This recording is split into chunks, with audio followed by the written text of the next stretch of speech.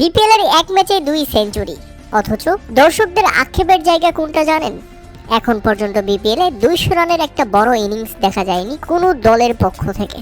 হ্যাঁ, আজকে Noakhali express versus রংপুরের মধ্যকার ম্যাচে প্রথমে ব্যাটিং করতে নেমে নোয়াখালী এক্সপ্রেস খুবই ধীর গতিতে শুরু করেন, যেখানে আমরা দেখেছি মোহাম্মদ নবীর ছেলে হাসান ইসাকিব ওপেনিংয়ে ব্যাটিং করতে নেমে প্রথম 50 বলে করেন 50 রান।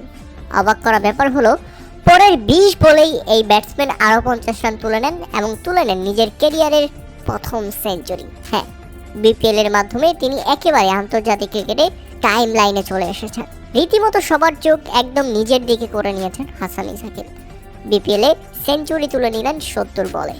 শেষ পর্যন্ত এই ব্যাটসম্যান অপরাজিত থেকেছেন 107 রানে। তার আগে খেলেছেন 72 বলে চোখ ধাঁধানো দারুণ এক 3 অঙ্কের ম্যাজিক ফিগারের ইনিংস, যেখানে 11টি ছক্কা হাঁকিয়েছেন এই ব্যাটসম্যান, হাঁকিয়েছেন 4টি চার। তাদের নির্ধারিত 20 ওভারে 2 উইকেট হারিয়ে 173 রানের লড়ক সংগ্রহ দাঁড় করায় নোয়াখালী এক্সপ্রেস। আর জবাবে ব্যাটিং করতে নেমে শুরুটা দারুণ করেছেন তাওহিদ হৃদয় এবং শেষ পর্যন্ত দারুণ সেঞ্চুরিও তুলে নিয়েছেন তিনি। হ্যাঁ, তাওহিদ হৃদয় দুর্দান্ত এক সেঞ্চুরি তুলে নিয়েছেন রংপুরের হয়ে ওপেন করতে নেমে।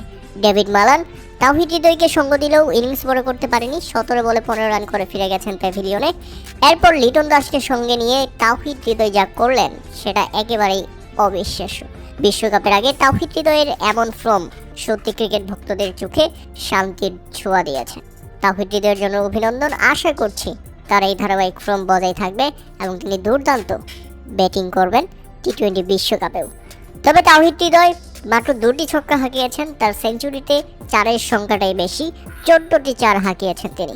তাদের নোয়াখালী এক্সপ্রেসের জন্য দুঃখজনক, কেননা শেষ ম্যাচেও মাঠে উপস্থিত থেকেও নোয়াখালীর জয় দেখতে পেল না নোয়াখালী এক্সপ্রেসের ব্র্যান্ড অ্যাম্বাসিডর জিয়াউল হক পলাশ। কাবিলা শেষ পর্যন্ত মন খারাপ করেই বিপিএল শেষ করে গেলেন এবারের, কেননা এটাই ছিল নোয়াখালী এক্সপ্রেসের শেষ ম্যাচ। আর এই ম্যাচে হেরে একেবারে বাড়ির টিকিট হাতে পেয়ে গেছে নোয়াখালী।